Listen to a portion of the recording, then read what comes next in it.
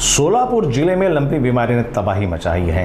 एक महीने में 33 पशुओं की मौत हो गई है। जिले में कुल 1544 पशुओं में यह बीमारी फैल गई, जिनमें से 1108 ठीक हो चुके हैं। जिला प्रशासन ने इस संकट से निपटने के लिए युद्ध स्तर पर लंपी बीमारी के रोकथाम हेतु पशुओं को टीका लगाने का काम तेज कर दिया है। जिलाधिकारी कुलदीप जंगम के निर्देशों पर जिला परिषद की स्वनिधि से 15 लाख रुपए की लंपी टीकों की खरीदी की गई है। जिलाधिकारी ने पशुओं के टीकाकरण के साथ साथ साफ सफाई बनाए रखने का भी आह्वान किया ताकि बीमारी को रोका जा सके।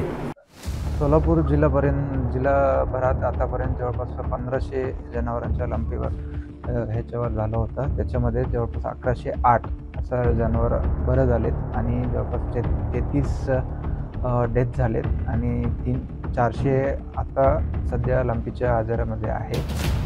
पूर्ण जिल्हाभरात एक सोलापूर जिल्हा नियंत्रित क्षेत्र म्हणून घोषणा करण्यात आली आहे। माझ्या सर्व शेतकऱ्यांना आणि सर्व गावकऱ्यांना आणि सर्व ग्रामीण भागात जे लोक आहेत त्यांना सर्वांना आवाहन आहे की सर्व जनावरांना लंपीच्या आजारीचे जे वॅक्सिन आहे ते वॅक्सिन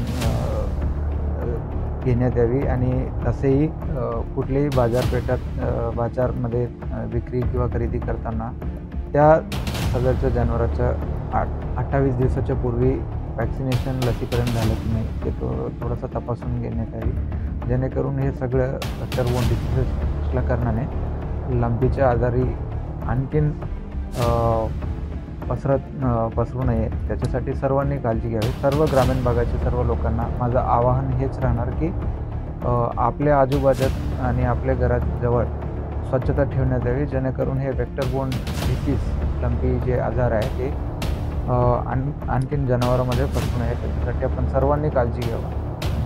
सर, सोलापूर जिल्ह्यात कुठल्या तालुक्यात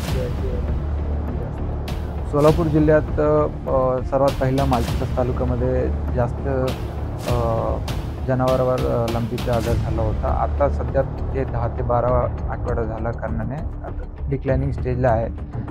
आणखीन बाकी तालुक्यामध्ये पण स्पोरॅडिक इव्हेंट्स आहे, म्हणजे एक दोन जनावर असा आजारी पडतोय, परंतु सर्वात जास्त माळशिरस तालुक्यामध्ये होता, ते पण आता कमी होण्याच्या स्टेजवर आहे। तर या पिरियडमध्ये आम्ही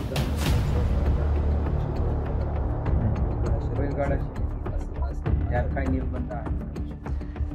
बैलगाडी शर्यत आणि आणखीन जे काही धार्मिक उत्सव वगैरे होणार आहे त्याच्यामध्ये पण सहभागी होणारे सर्व लोकांना आणि त्यांच्या जनावरांना सर्वात आधी 28 दिवसाच्या पूर्वी वॅक्सिनेशन करून घ्यावी ही माझी सर्वांना विनंती आहे, जेणेकरून हे डिसीज आणि आजार जे आहे ते आपण कंट्रोल करू शकतो।